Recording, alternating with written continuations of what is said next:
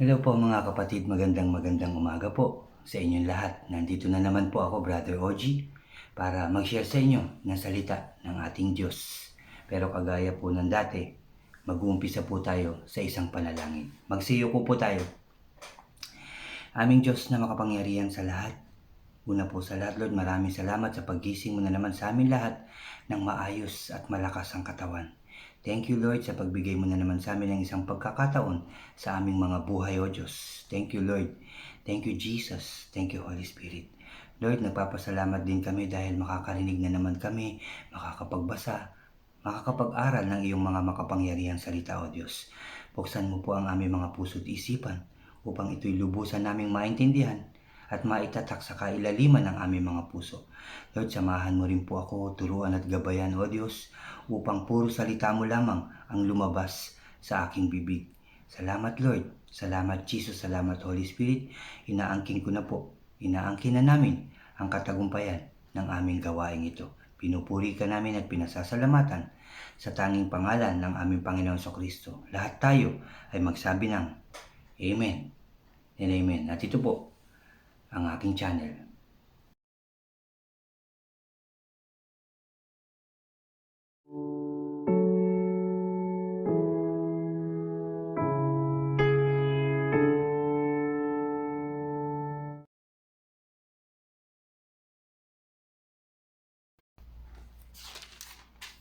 Hello po mga kapatid, welcome again to my channel. At dun po sa mga bago sa aking channel, ay huwag niyo pong kalimutan na mag-subscribe, paki-like niyo po ang aking mga videos at paki-click niyo na rin ang notification bell para lagi po kayong updated sa mga bago at iba ko pang i-upload. Salamat po mga kapatid, salamat po. Kahapon mga kapatid, shinare ko sa inyo ang chapter 33 at nagkita na nga po si Jacob at si Esau. Sa kwento po dito sa ating binasa sa Biblia na pinauna niya ang kanyang mga alipin na may mga kasamang hayop.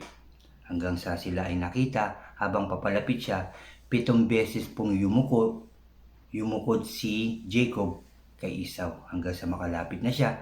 At nung malapit na siya ay niyakap ng mahigpit at hinalikan ni Esau. At yun na nga po, at nagpaiwan muna si Jacob para makapagpahinga ang kanyang mga hayop at ang mga anak niya. At nauna si Esau. Dito po tayo sa chapter 34 na po tayo mga kapatid. Umpisahan na po natin. Sabi po dito, minsan si Dina, ang anak na dalaga ni Jacob kay Leah, ay dumalo sa ilang kababaihan sa lupain iyon. Nakita siya ni Shechem, anak na binata ni Hamor na isang Hevita. At ito ay pinuno sa lupain iyon. Sa pilitan siyang isinama nito at ginahasa. Sabi pa dito, ngunit napamahal na ng husto si Shechem kay Dina at sabi dito at kanyang niyak. Sabi po dito sa verse 3 mga kapatid, ngunit napamahal na ng husto kay Shechem si Dina at sinikap niya nga suyuin ito. Sinabi ni Shechem sa kanyang ama na lakaring mapangasawa niya ang dalaga. Nalaman ni Jacob na pinagsamantalahan ni Shechem ang kanyang anak, ngunit hindi muna siya kumibo sapagkat nagpapastol noon ng baka ang kanyang mga anak na lalaki. Nagpunta naman si Hamor kay Jacob upang makipag-usap. Sabi dito, siya na mga pagdating ng mga anak na lalaki ni Jacob mula sa kaparangan.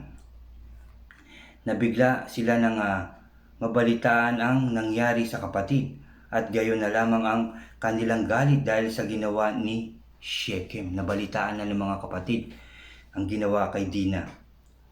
Ito ay itinuring nilang isang paglapastangan sa buong angkan ni Jacob. Sinabi ni Hamor, yaman din lamang na inibig ni Shechem si Dina, bakit hindi pa natin sila ipakasal? Magkaisa tayo, sabi niya. hayaan nating mapangasawa ng aming mga binata ang inyong mga dalaga at ng aming mga dalaga ang inyong mga binata. Sa gayoy ay maaari na kayong manatili dito sa aming lupain. Maaari kayong tumira kung saan ninyo gusto. Maaari kayong makapamuhay o maghanap buhay at magkaroon ng ari-arian. Nakiusap ding mabuti si Shechem sa ama at mga kapatid ni Dina. Sinabi niya, pagbigyan po ninyong, sabi dito, ninyo ang aking hangarin at humiling naman kayo ng kahit anong gusto ninyo.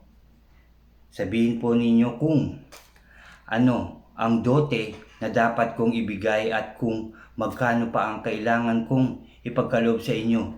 Mapakasalang lamang o magpakasal lamang kami, sabi nitong si Shechem. Dahil sa paglapastangan kay Dina, sabi dito,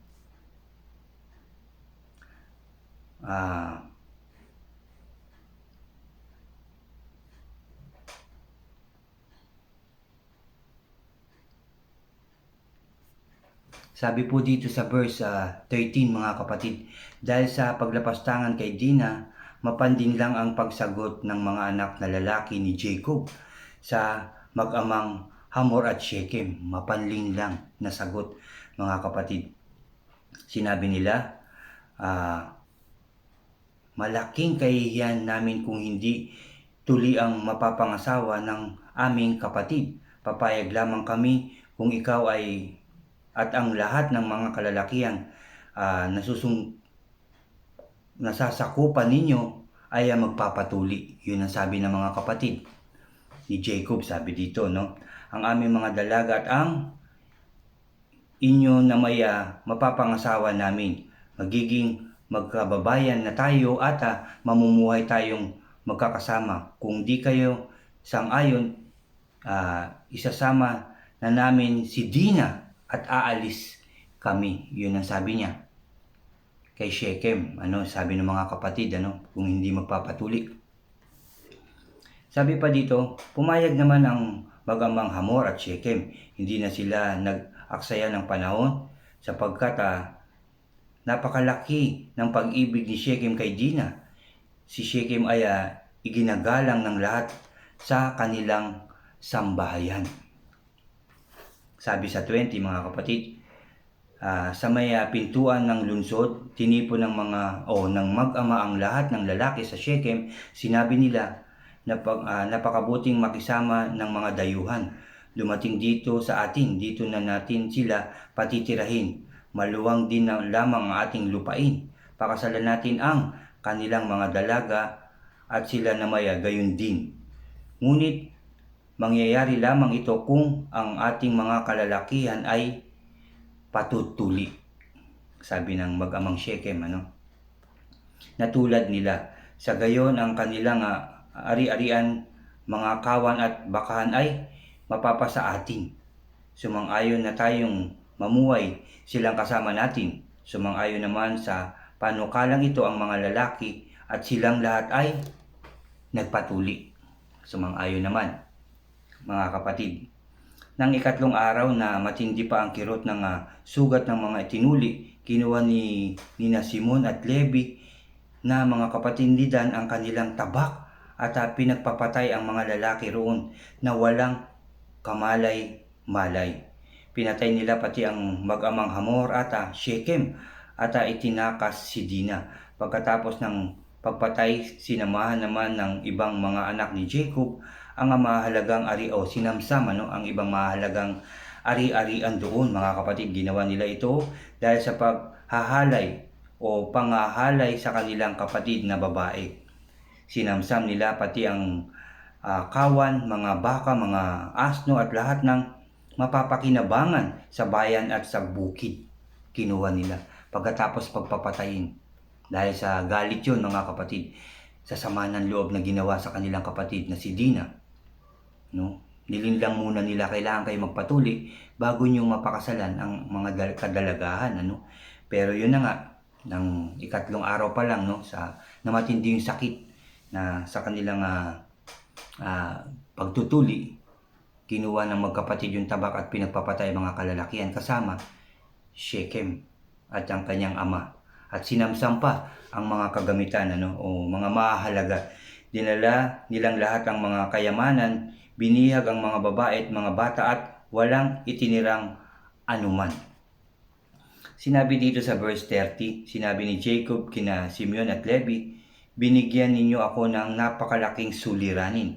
Ngayon, kamumuhian ako ng mga Kananeo at Pariseo. Kapag nagkaisa silang salakayin tayo, wala tayong sapat na tauhan magtatanggol. Wala silang sapat na tauhan na magtatanggol, mga kapatid. Maaari nilang lipunin ang aking sambahayan, mga kapatid, sabi niya. Ngunit sila ay sumagot, hindi po kami makakapayag na ituring na isang masamang babae ang aming kapatid. Kuminsan, ganun talaga, lalo't ating mga mahal sa buhay. Hindi nila talaga pwedeng gawin na kung ano yung gusto lamang nilang gagawin. At ngayon nga, sa ating panahon, hindi rin pwede yung basta kung ano na lang ang sasabihin mo. Diba? Pinagbabawal din at inuutos ng ating Diyos na bawal manglait, bawal magsalita ng hindi maganda sa ating kapwa. Bawal din ni mag-isip, ay bawal dahil alam yan ng ating Diyos, alam ang ating nasa puso, alam ang ating mga iniisip. Mga kapatid? Pero dito makikita natin talaga na talagang may mga masama yung unang intensyon nitong si Shechem, ginahasa, pero katagalan napamahal na rin at nakiusap naman. Itong tatay ni Shechem at si Shechem nagpunta kay Jacob para nga pakasalan naman ito. Sinabi nga na dapat tuliin, nagpatuli naman. Ngunit iba pala ang balak nitong mga kapatid. At yun na nga, pinagpapatay yung mga taong yun at yung mag-amang si Shechem. Mga kapatid, kuminsan, yung sobrang galit, yung sobrang pag-iisip, nakakadulot yan ng hindi maganda o nakakagawa ng hindi maganda. Mga kapatid, kahit konting bagay lang kuminsan na nasabi sa atin ng ating kapwa o ninuman, kuminsan yan ay kinagagalit natin. Yan din ay pinapaalis sa atin ng ating Diyos. Ang sobrang galit, inis, tampo, yan po ay pinaalis sa atin ng ating Diyos kasi hindi natin matatanggap ang ating Diyos. Mga kapatid, kung tayo ay may galit sa puso, tayo ay nagbabalak ng hindi masama o nagbabalak tayo ng masama sa ating kapwa, mga kapatid, yan po ay pinaalis sa atin ng ating Diyos. Yung makagawa tayo ng masama, yung magkasala na naman tayo, yan ang iniiwasan na gawin natin ulit ng ating Diyos dahil ngayon tayo ay nagbabalik loob sa Kanya. Di ba mga kapatid, tayo ay nagbabasa ng Kanyang salita, tayo ay nakikinig, nag-aaral, nagsishare ng salita ng ating Diyos. Kaya dapat wala na tayong ganong klaseng mga pag-iisip na hindi maganda, pagsasalita na hindi maganda, mga balak na hindi magaganda. Yan po ay dapat nating alisin. Huwag po tayong maging magagalitin, huwag tayong maging maiinisin, huwag masyadong laging masama ang loob natin sa mga konting bagay lamang, mga kapatid. Dapat maging maunawain tayo. Kagaya rin ang lagi ko sinasabi, dapat tayong maging mapagmahal, mapagpatawad, at mapagkumbaba. Kung meron ka man nasabi na hindi maganda, humingi ka na kagad ng tawad, mga kapatid. Yun po. Salamat po muli, mga kapatid, sa inyong pakikinig at yun nga, pinapaalala sa atin ng ating Diyos ngayon na huwag kagad magagalit, huwag mag-iisip ng hindi maganda sa ating kapwa. Tignan nyo, nangyari sa ating binasa, nakapatay sila. Kinuha pa nila yung mga papakinabangan nila at binihag pa yung mga kababaihan at mga bata, mga kapatid. At nagsalita nga, si Jacob, binigyan siya ng malaking suliranin, Paano kaya nila ito maayos at paano kaya ito mapapagtagumpayan ng kanilang ama na si Jacob? Maraming salamat po muli, mga kapatid, at salamat sa ating Diyos sa paalala na naman niya sa atin na maging mahinahon, mapagkumbaba, mapagpatawad, at tayo'y maging mapagmahal. Amen and amen. Samahan niyo po ulit ako, mga kapatid. Tayo po ay mananalangin. Magsiyuko po tayo at ihanda ang ating puso't isipan. Aming Diyos na makapangyarihan sa lahat, Maraming salamat po sa iyong mga salita na aming narinig na naman ngayong umagang ito, O Diyos. Sa iyong mga makapangyarihan salita, O Lord. Salamat, Lord. Salamat, Jesus. Salamat, Holy Spirit. Salamat din sa pagbukas mo sa aming mga puso't isipan upang ito'y lubusan namin maintindihan, O God. Salamat po sa guidance din, tulong nyo, sa pagtuturo nyo mo sa akin, O Lord, upang puro salita mo lamang ang lumabas sa aking bibig. Thank you, Lord, sa paalala mo na magmahalan kami, magpatawad at magpakumbaba upang hindi kami makaisip ng hindi maganda sa aming kapwa, dahil yan talaga ang gusto mo at itinuturo mo, Lord, sa lahat ng tao, ang magmahalan, magpatawad at magpakumbaba. Thank you, Lord. Thank you, Jesus. Thank you, Holy Spirit. Lord, nananalangin po ulit kami na muli mong ayusin ang aming mga buhay. Nawa lahat ng tao ay magbalik loob sa iyo. Magmahalan na kagaya ng kagustuhan mo, Father God. Mahalin ka ng buong puso't kaluluwa, ng buong pag-iisip at buong kalakasan, O Diyos. Nawa lahat ng tao magbalik loob na sa iyo, O Diyos. Nananalangin kami, Father God, na tuluyan na mawala ang virus na meron ng aming mundo. Hindi lang sa Israel, hindi lang sa Pilipinas, kundi sa buong daigdig, O Diyos. Alisin mo na po ang virus na yan. Makapamuhay na kami ng mas maayos, mas masaya, mas masagana, at mas tagumpay na pamumuhay, O Diyos. Huwag mo po kaming pabayaan sa kabila ng napakarami naming kasalanan, O Lord. Alam kong kami pa rin ay inyong patatawarin, O Diyos. Patawarin mo po kami lahat sa aming mga kasalanan, O God, nagagawa araw-araw sa aming pagkukulang, mga pag-iisip na hindi maganda, pagsasalita, O God. Patawarin mo po kami lahat. Patawad, Lord. Patawad, Jesus. Patawad, Holy Spirit. Muli mong pagbigyan na kami makapamuhay ng mas maayos, mas masaya, mas ligtas, at mas tagumpay na pamumuhay. Ganon din ang aming mga presidente sa bawat bansa, mga mahal nila sa buhay, mga kasama nila sa pamahalaan, pababa hanggang sa amin, O Diyos. Pagbigyan mo pa po kami ng isang pagkakataon sa aming mga buhay upang makapagbago, makahingi ng tawad, maging malinis, magbalik loob sa aming Diyos na buhay. Salamat, Father God. Alam ko po na lagi mo pong pinakikinggan ng aming mga panalangin. At ito ibibigay at ipagkakaloob mo sa amin lahat, O Diyos. Dahil alam ko po na mahal mo po ang bawat isa, O Diyos. Kaya kami nagtitiwala sa iyo, Lord. Ikaw lang ang aming Diyos, makakapag-ayos ng lahat ng aming mga suliranin, ang mga nangyayari sa amin, O Lord. Ikaw lamang ang makakaayos at wala nang iba. Walang imposible sa iyo, Lord. Walang imposible sa iyo. Lahat ng may karamdaman ay iyong pagagalingin na in Jesus' name. Ang lahat ng nagugutom ay muli mong pakakainin in Jesus' name. Ang aming mga buhay ay muli mong aayusin in Jesus' name, O God, in Jesus' name. Thank you, Lord.